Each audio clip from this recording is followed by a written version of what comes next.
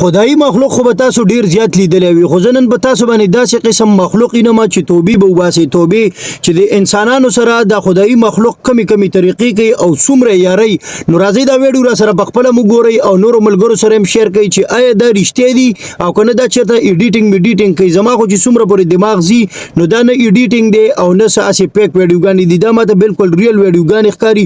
تاسو راځئ دا ویډیو وګورئ او خپلو ملګرو سره یې لازمي شیر کړئ.